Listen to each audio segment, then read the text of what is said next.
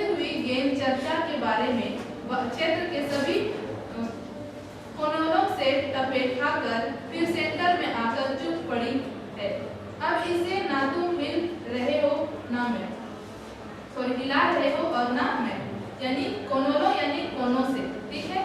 कोनों से यानी जो चर्चा हो रही थी, जो बातचीत हो रही थी हमारे भी, वो अब सेंटर में आकर क्या होगी, चुप हो गई। अब बात करने के लिए हमारे पास कुछ है नहीं, क्योंकि हमने जो बातें हैं, जो विचारे हैं, उन विचारों का 2 दिन के अंदर बहुत सारे 24 घंटे होते हैं हमारे पास। और जब मेहमान होते हैं तो हम लगातार कंटिन्यूअसली क्या करते हैं, बात किया करते रहते हैं, यहाँ का बात, फिर जो जहाँ के मेहमान आए हैं वहाँ के सारे वातावरण, वहाँ का परिस्थिति, उसके घर का वातावरण, सारे सदस्यों के बारे में क्या करते हैं, जान लेते हैं, क्योंकि वो सारी चीजें बताते हैं। साथ में अपने मोहल्ले का न्यूज भी बताते हैं कि हमारे मोहल्ले में ये हुआ, उसके घर में ऐसा हुआ, ये सारी चीजें होती है। तो यहाँ की भी बातें उस मेहमान को पता हो गई। कल से मैं उपन्यास पढ़ रहा हूँ और तुम फिल्मी पत्रिका के पन्ने पलट रहे हैं। शब्दों का लेन देन मिट गया और चर्चा के विषय झुक गए। यानी कल से वो क्या हो रहा है, उपन्यास पढ़ रहा हूँ और जो फिल्मी पत्रिका के पन्ने पलट कर मैंने पढ़ा है, वो उनका शब्दों का भी अब क्या हो रहा है, वो मिट जा रहा है। यानी जो बातें थी उनका वो उदाहरण है, ठीक है, कि हम जो बातें कर रहे थे, जो विचार आदान प्रदान कर रहे थे, वो भी क्या हो गया, अब समाप्त हो गया। यानी अब चर्चा के लिए कोई विषय हमारे पास रह नहीं गया है, क्योंकि जो चर्चा के विषय थे वो लगभग समाप्त हो चुके हैं। परिवार, बच्चे, नौकरी, फिल्म, राजनीति, रिश्तेदारी, तबादले, पुराने दोस्त, परिवार नियोजन, महंगाई, साहित्य और यहाँ तक कि आंख मार मार कर हमने पुरानी प्रेमिकाओं का भी जिक्र कर लिया और अब एक चुप्पी है। यानी इन सारे क्षेत्रों के बारे में उन्होंने लगभग बात कर लिया है और साथ ही साथ आंख मार मार कर पुराने प्रेमियों के बारे में जिक्र हो चुका है कि पिछले पुराने जमाने में या फिर हमारे शादी के पहले कितने सारे प्रेम और प्रेमिकाएं थी, इन सब बातों के बारे में भी उन्होंने वार्तालाप यानी आदान प्रदान बातें विचारों का कर लिया। अब कोई बात है ही नहीं, ऐसा कोई क्षेत्र है ही नहीं जहाँ जिस बारे में वो लोग क्या कर सके, वार्तालाप कर सके, यानी बात कर सके। और एक चुप्पी हो गया है वातावरण में, क्योंकि सारी बातें का आदान प्रदान हो चुका है। अब क्या ही बात करें, ज्यादा आप एक ही बारे में कितना बात करें, एक ही स्टोरी को आप कितना बार सुन सकते, एक बार से 2 बार, 3 से 4 बार नहीं सुन सकते, क्या सुन सकते हैं, ठीक है। सौंदर्य अब सैन्य बोरियत में रूपांतरित हो रहा है। भावनाएं गालियों का स्वरूप ग्रहण कर रही हैं, पर तुम जा नहीं रहे। किस अदृश्य बोध से तुम्हारा व्यक्तित्व यहाँ चिपक गया है। वो बोल रहे हैं हृदय की सरलता धीरे धीरे बोरियत में क्या हो गया, बदल गई, ठीक है। सौंदर्य मतलब हृदय की जो प्रेम है, जो सरलता है, जो भाव है, वो क्या हो रहा है, धीरे धीरे सैन्य यानी धीरे धीरे क्या हो रहा है, बोरियत में बदल रहा है। यानी हम अब आपके मेहमान नवाजी करने में और आपके रहने से हमें क्या हो रहा है, बोरियत, यानी हमें बिल्कुल अच्छा नहीं लग रहा है, बिल्कुल हमें बोर लग रहा है, यानी बोरियत हो रहा है, हमें लग रहा है कि तुम कब जाओगे, चले जाओ, ठीक है। और जो भावनाएं थी, जो अच्छे नाम कंडीशन से तो बात करने की, जो हमारे जो वार्तालाप की जो सहजता थी, जो स्वरूप था, वो क्या हो रहा है, गालियों में परिवर्तित हो रहा है। यानी अब ऐसा लग रहा है कि प्रेम पूर्वक बात नहीं करेंगे, कुछ बोलना होगा तो हम गाली दे ही देंगे। इस तरीके का स्वरूप बदल रहा है, ठीक है। अब तुम्हारा यानी मेहमान को बोले तुम्हारा कैसा व्यक्तित्व है कि तुम बिल्कुल यहाँ गेंद की तरह, गोंद की तरह क्या हो गया, चिपक गए हो और वो गोंद उछड़ ही नहीं रहा है।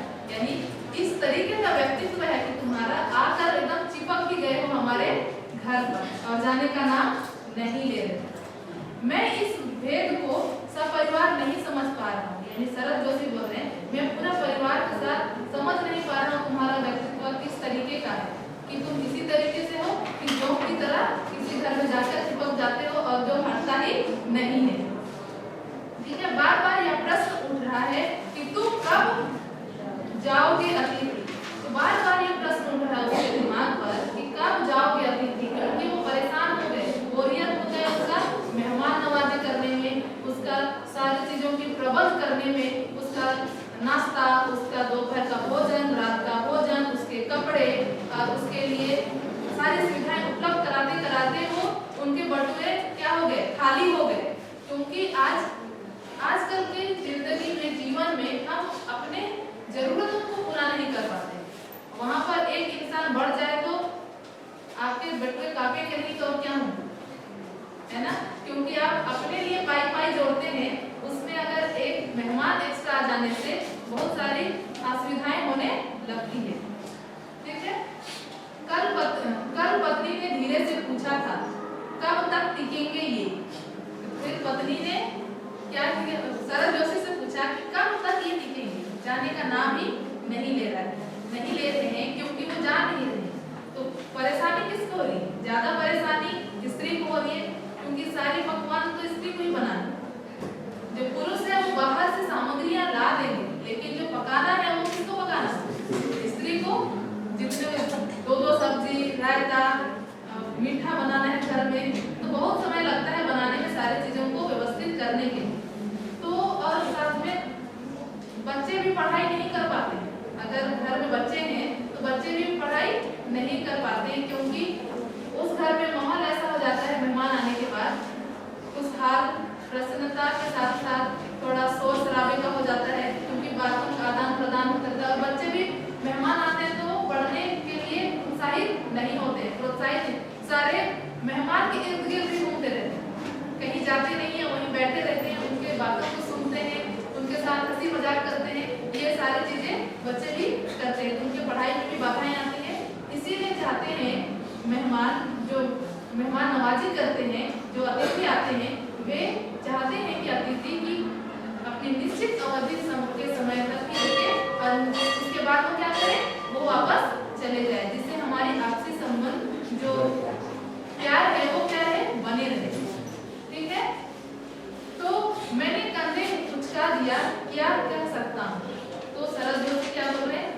कंधा उचका दिया यानी हिला दिया, क्या पता कब है ना? क्या पता, हम अक्सर कुछ वार्तालाप करते हैं, बातें करते हैं, तो क्या करते हैं, अगर हमें कुछ नहीं पता होता तो अगर हम बात नहीं अपने शब्दों से अगर हम नहीं बताना चाहते तो हम अपने क्या करते हैं, कंधों का इस्तेमाल करते हैं। ऐसे कंधे प्लस हाथ और सर भी, तो उससे इसका मतलब होता है कि क्या पता, मुझे नहीं पता। ठीक है। मैं तो आज खिचड़ी बना रही हूँ, हल्की रहेगी। तो आप सोचिए पहला दिन क्या किया था, डिनर बनाया था, इतना बहुत सारा पकवान बनाया था, बहुत सारे भगत इतनी सारी। उसके बाद दूसरा दिन भी बोल के, तो दूसरे दिन उसके दोपहर के भोजन को बहुत अच्छा व्यवस्थित किया गया और साथ में उसको मूवी भी दिखाई गई, यानी फिल्म दिखाया गया, सिनेमा दिखाया गया। अब परिस्थिति इतनी ज्यादा खराब हो गई उसके मेहमान नवाजी आदर सत्कार में कि वो इतने परेशान हो गए कि कहाँ डिनर से शुरुआत हुई थी, कहाँ तक आप पहुंची, खिचड़ी तक, यानी कि अब आप खिचड़ी ही खाओ। आपने आज तक किया है ऐसा कि मेहमान को खिचड़ी खिलाया हो? खिचड़ी तो समझिए कि वो किस स्थिति में है, किस परिस्थिति से गुजर रहे हैं कि वो क्या कर रहे हैं, खिचड़ी खिलाने को तैयार हो गए, यानी बहुत ज्यादा क्या हो गए, परेशान हो गए। ठीक है।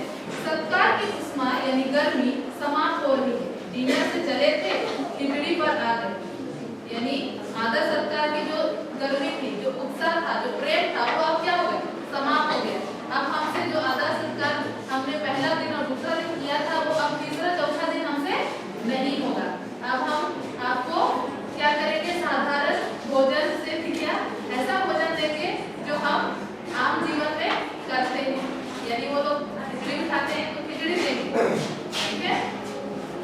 अब भी अगर तुम अपने बिस्तर को गोलाकार रूप नहीं प्रदान करते तो हमें उपहास तक जाना होगा, यानी अब भी इसके बाद भी तुम डिनर तुमको खिचड़ी खिला रहे हैं, उसके बाद भी तुमको अगर ये पता नहीं चला कि तुम अपना बिस्तर को छोड़कर कि हाँ हमें चले जाना चाहिए, उसके बाद हमें क्या उपहास यानी मजाक का रास्ता चुनना होगा, यानी इस तरीके से कि तुम्हें किस मजाक के तरीके से तुम्हें बोलने का एक रास्ता चुनना होगा, जिससे तुम तक क्या हो गया। ठीक है। या तो फिर उस तरीके से चुनना होगा, या फिर हम अब खिचड़ी लाके उसके बाद क्या